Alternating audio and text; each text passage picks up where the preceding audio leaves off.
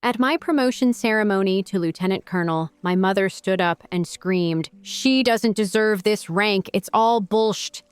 The entire auditorium of 200 military personnel and families froze in complete silence. I was 3 steps away from shaking Colonel Martinez's hand when my perfect promotion day shattered. My mother, Rebecca Taylor, rose from her seat in the family section and unleashed the words I'd been dreading my entire military career. "Women shouldn't be in combat roles. The military has gone woke," she continued, her voice echoing through the ceremony hall at Fort Devens. The sea of dress uniforms turned to stare. Camera phones swiveled toward her like weapons. Colonel Martinez's outstretched hand froze mid-air, my promotion certificate trapped between his fingers.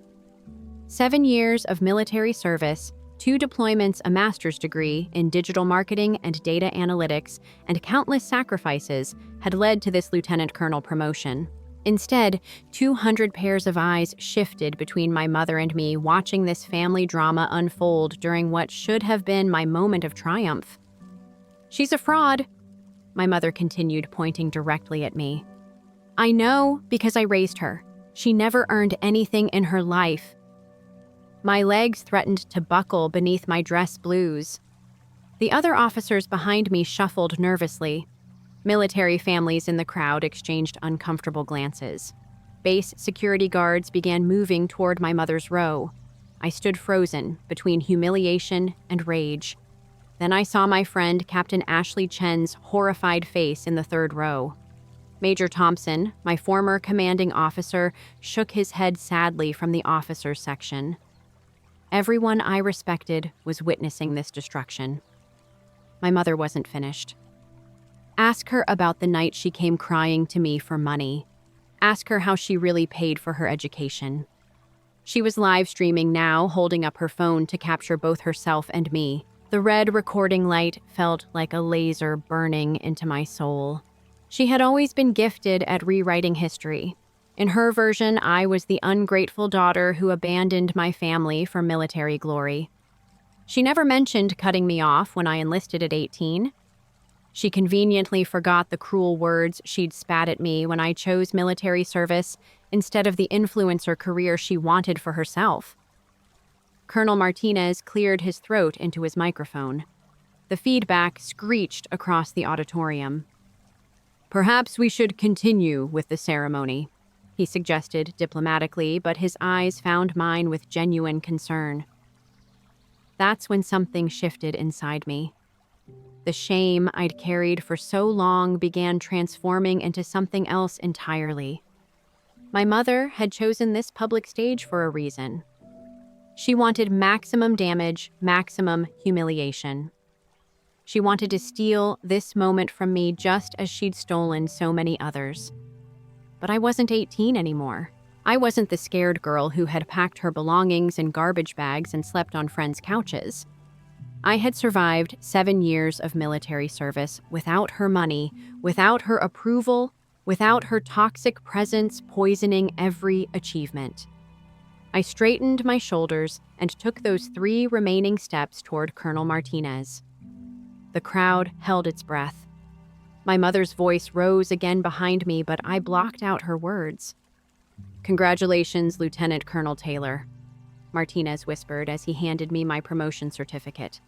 I leaned close to his ear, my voice steady despite the chaos behind me. "Sir, I need to speak with you privately after the ceremony. It's about my family situation, but it's also about something much bigger." He nodded slowly. "My office, 30 minutes." As I turned to walk across the stage, my mother's accusations continued, echoing through her phone's live stream. Security was definitely moving now, but she had found her audience on social media. "The military has lowered standards for women. This is what happens when you prioritize diversity over merit." The comments on her live stream were already exploding with reactions from both sides of the political spectrum. The other officers parted as I walked toward the exit stairs. Some looked sympathetic, others curious, a few judgmental. My face burned with embarrassment, but I kept walking. Each step felt deliberate, now purposeful. As I reached the bottom of the stairs, I heard the security guards finally reaching my mother. Her voice grew more shrill as they escorted her out, but I didn't turn around. I couldn't give her that satisfaction. In the corridor outside the auditorium, military families were gathering for photos. Children ran between the officers in their dress uniforms. Normal families celebrating normal achievements in normal ways. Everything I had wanted and would never have. My phone buzzed with notifications. The live stream was already going viral on TikTok and Instagram. Military mom and had DEI debate were trending. Ashley texted, "Are you okay?" That was insane. My study group from the War College messaged, "Ignore her, Madison. We know who you really are." But underneath their kindness, I could feel the questions forming. The doubt my mother had planted would grow roots. People would wonder if there was truth in her accusations about diversity hires and lowered standards. My reputation, built carefully over 7 years of genuine hard work and 2 combat deployments, was now tainted. I found an empty conference room and sat down, still clutching my promotion certificate. Through the window, I could see families taking pictures on the parade ground, officers throwing their caps in the air in celebration. The ceremony continued without me. My mother's words replayed in my mind, but now I heard them differently. Each lie revealed her desperation. Each false accusation showed her weakness. She had lost control over me years ago when I enlisted, and this was her final attempt to destroy what I had built. But she had made one crucial mistake. She had chosen to destroy me, publicly, in front of witnesses, in front of people who mattered. Colonel Martinez had seen her true nature. The officers had witnessed her cruelty. This wasn't just about me anymore. I stood up, smoothed my dress blues, and walked toward the colonel's office. My promotion day was ruined, but something else was beginning. Colonel Martinez's office felt like a sanctuary after the chaos outside. He closed the door behind us and gestured for me to sit in the leather chair across from his mahogany desk. "Madison, what happened out there was completely inappropriate." He began, his voice gentle but firm. "Your mother's behavior was unacceptable, and I want you to know that this command stands behind you." I nodded, still gripping my promotion certificate. "Sir, there's something you need to know. My mother has been planning to destroy me for months, maybe years." His eyebrows raised slightly. "What do you mean, Lieutenant Colonel?" I took a deep breath, knowing this conversation would change everything.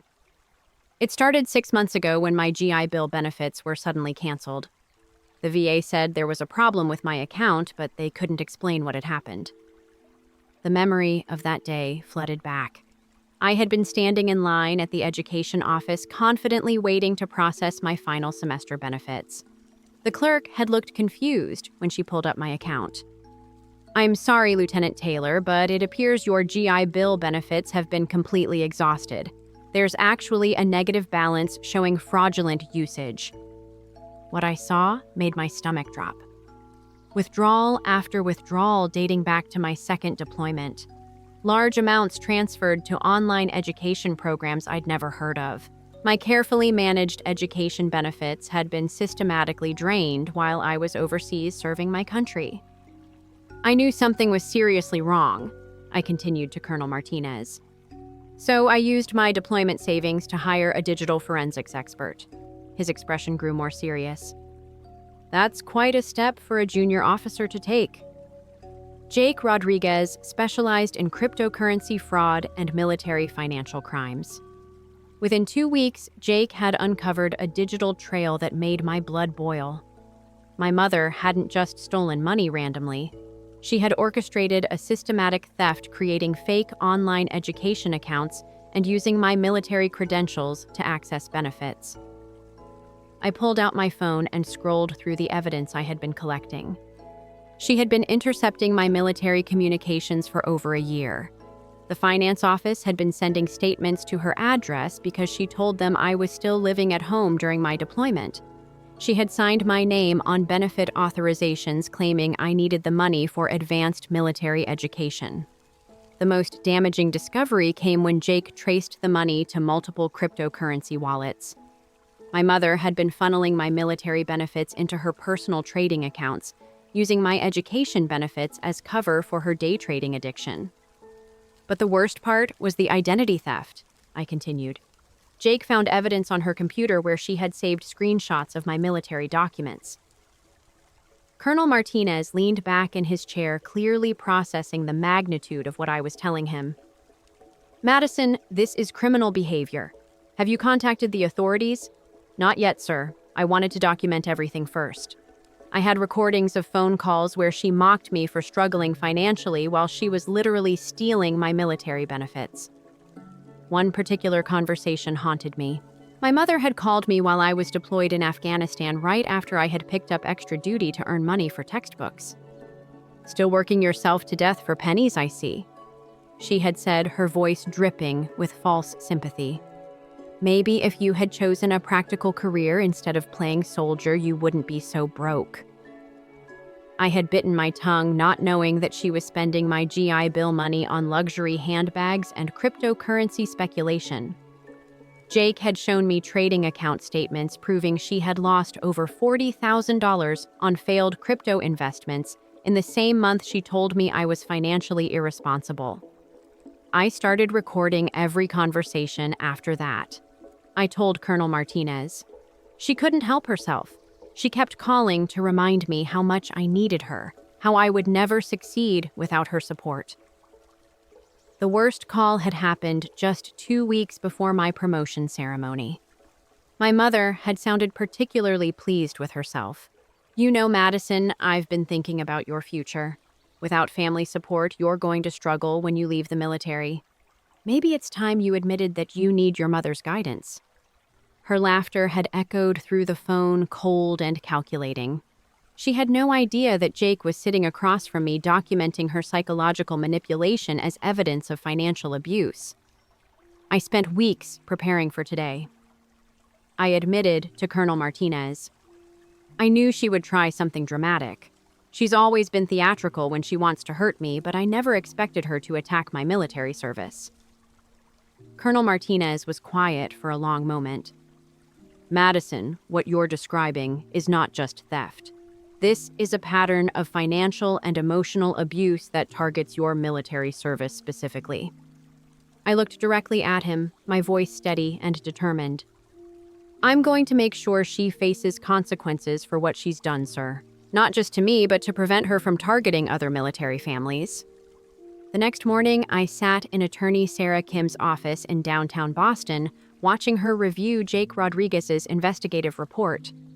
Sarah came highly recommended by the Base Legal Assistance Office, a woman in her late 30s with sharp eyes who specialized in military financial crimes and cryptocurrency fraud. This is one of the most thorough fraud cases I've seen involving military benefits, Sarah said, flipping through the digital evidence. Your mother didn't just steal money, Madison. She committed identity theft, wire fraud, and specifically targeted military financial systems. These are federal crimes. My hands trembled slightly as I signed the paperwork to initiate the civil lawsuit. Sarah had explained that criminal charges would come later through the military justice system and federal prosecutors, but the civil case would force my mother to return the stolen funds immediately. The process server will deliver the papers this afternoon, Sarah explained. Are you prepared for her reaction? At exactly 3:47 p.m., my phone rang. My mother's number appeared on the screen, and I answered on the second ring, putting it on speaker so Sarah could hear. What have you done? My mother's voice was shrill, panic barely contained beneath her fury. Some stranger just handed me legal papers at my front door. I filed a lawsuit for theft and fraud, I said calmly. Everything is documented, Mom. The cryptocurrency transactions, the stolen military benefits, every penny you took. Stole? I never stole anything.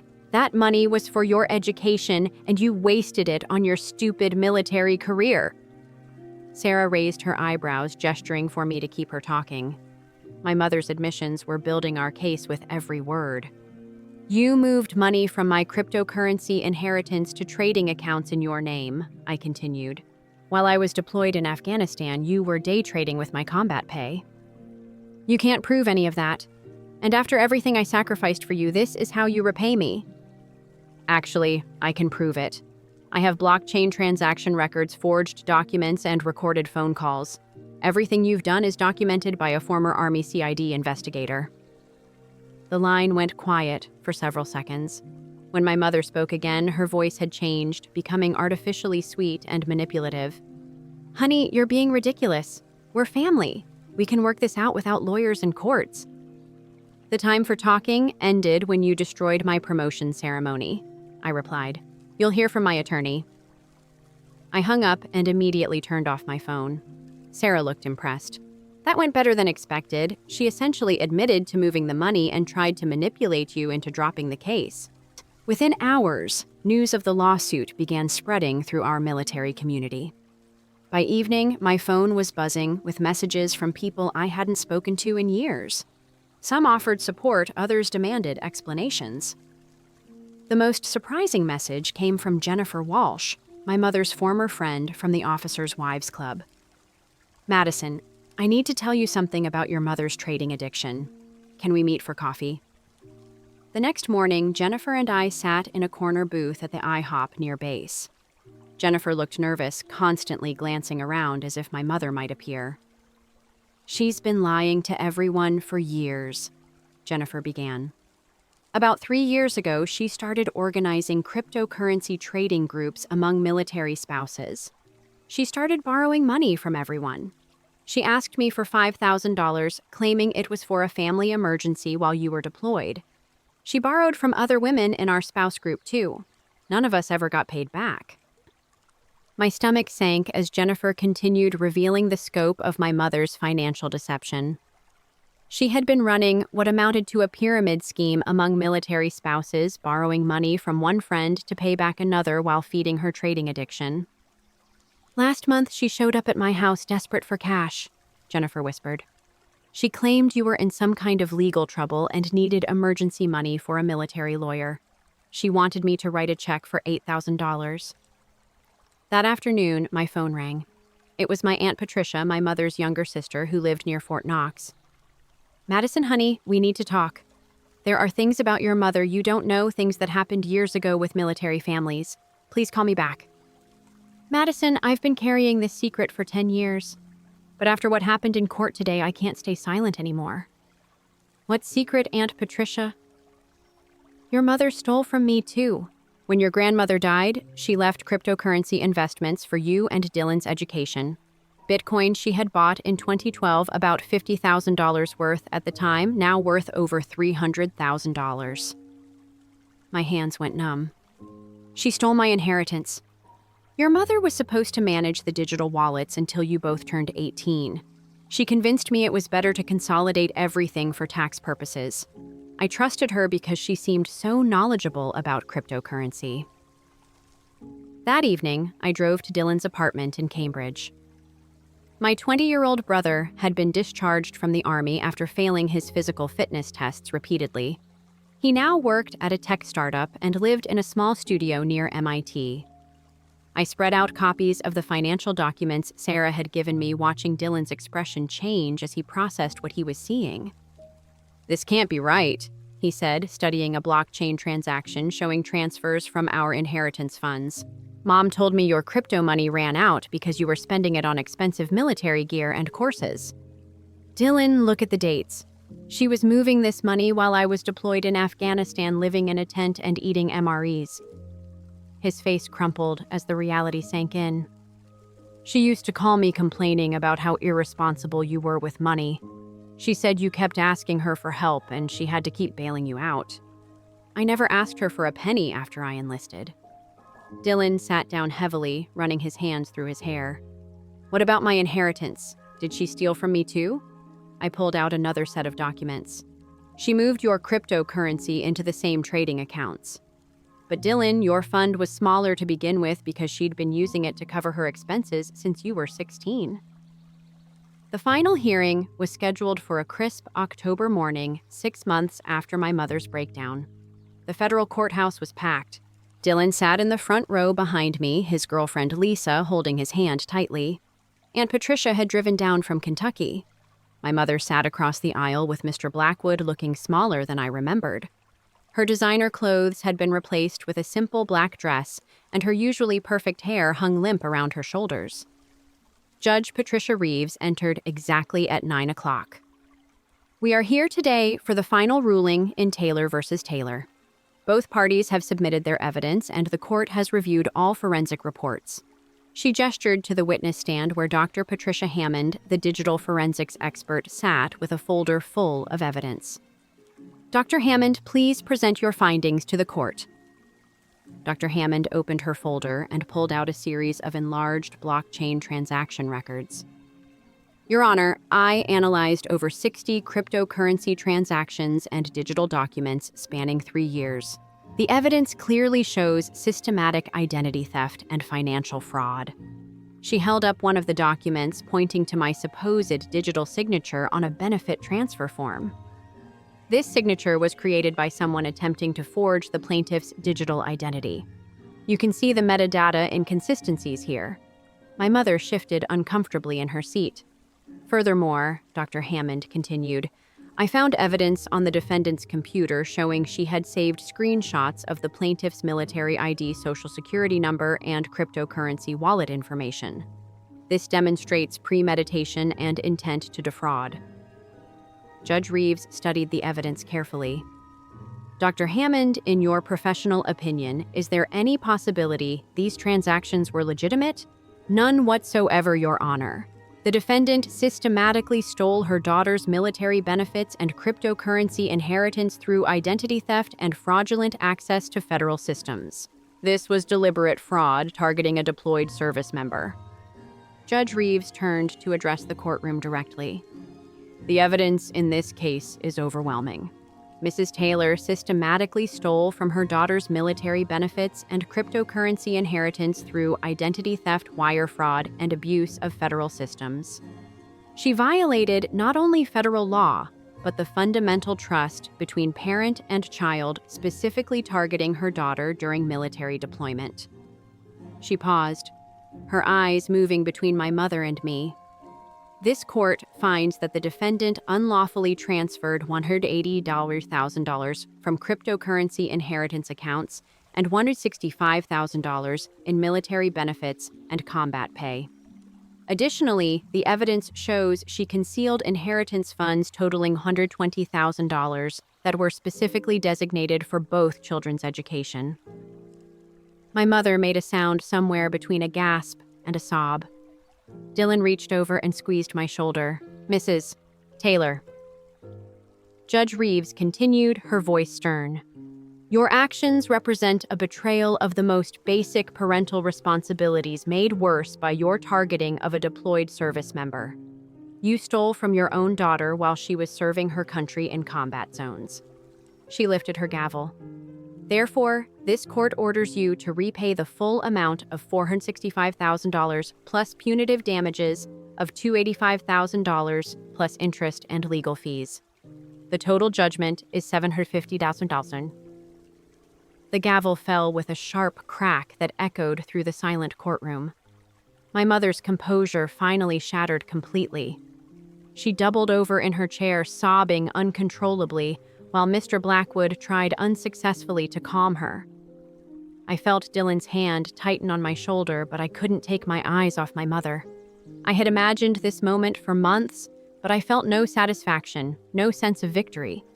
Instead, I felt hollow, like something inside me had finally been put to rest. Judge Reeves wasn't finished. Mrs. Taylor. I am also referring this case to the U.S. Attorney's Office for Criminal Prosecution. The systematic nature of your fraud, particularly targeting military benefits and federal systems, warrants federal criminal charges. That evening, I sat in my small apartment with a certified check for the first payment from my mother's liquidated assets. The check felt surreal in my hands, more money than I had ever imagined obtained through the destruction of the woman who had given birth to me. Dylan sat across from me, equally stunned by the day's events. She's going to have to sell everything, he said quietly. The house we grew up in, her car, everything. I know. Do you think we did the right thing? He nodded, but I could see the pain in his eyes. Winning in court didn't erase the fact that we were now orphans by choice, cut off from the only family we had known. The idea came to me 3 weeks after the verdict while I was sorting through my grandmother's jewelry box that Aunt Patricia had finally given me. Hidden beneath the velvet lining, I found a yellowed envelope with my name written in my grandmother's careful script. Inside was a letter dated just months before her death, along with a small USB drive. My dearest Madison, if you're reading this, it means your mother never gave you the inheritance I left for your education. On this drive, you'll find the wallet keys to Bitcoin I purchased in 2012, not just for you and Dylan, but for a larger purpose. I've watched too many military families struggle with financial predators. Use these resources to help other young service members who need a chance. You have more strength than you know, and I believe you'll build something beautiful from whatever pain you've endured. All my love, Grandma Helen. My hands trembled as I folded the letter. Even from beyond the grave, my grandmother was guiding me towards something bigger than my own pain. The USB drive contained wallet information for Bitcoin worth over $400,000 at current prices, money my mother never knew existed. That same afternoon, I called Sarah to discuss establishing a foundation. I want to create a scholarship and support fund for military family members who've been victims of financial abuse. I told her. Young service members who are trying to build futures without family support or who've been targeted by financial predators. Sarah smiled, the first genuine smile I'd seen from her in months of legal battles. Madison, that's beautiful. What do you want to call it? The Helen Taylor Foundation for Military Financial Security. Within 6 months, the foundation was official.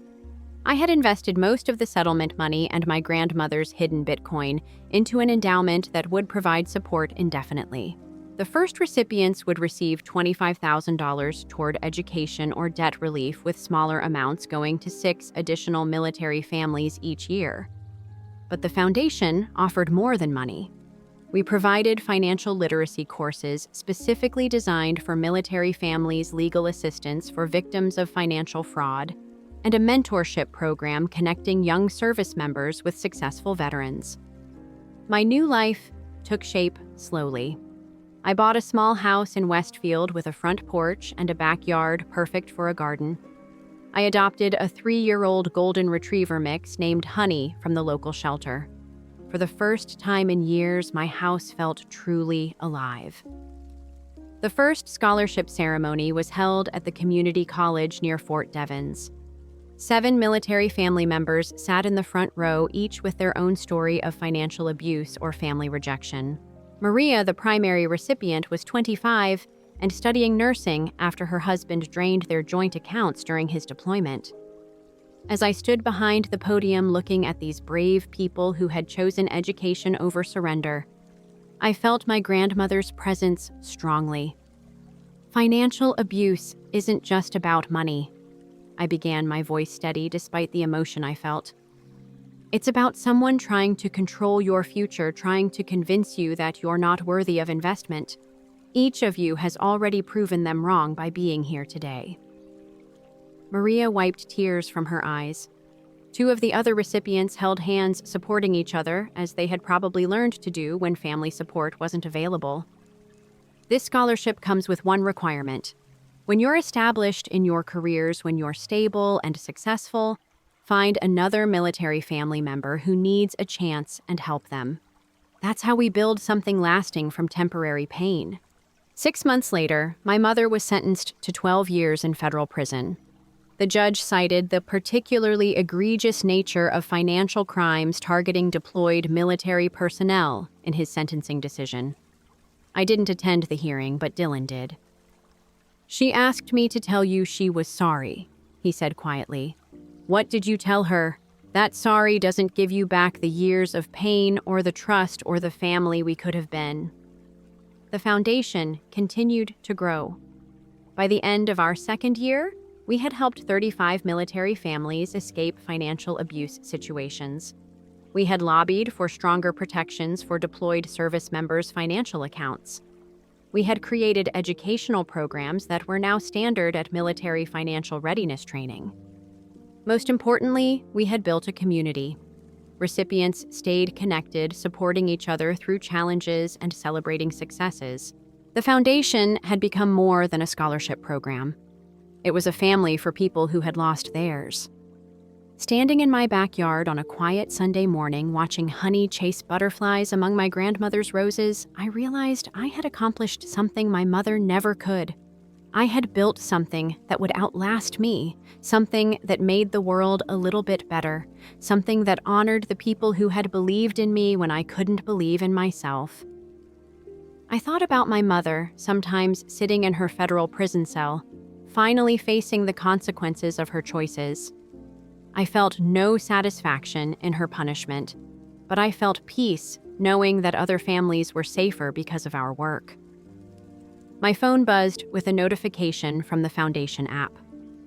Another military family had submitted an application for emergency assistance, a young Marine whose father had drained his combat pay while he was deployed in Syria. I smiled and opened my laptop to begin reviewing his case. The cycle continued, but now it was a cycle of healing instead of harm, and that made all the difference.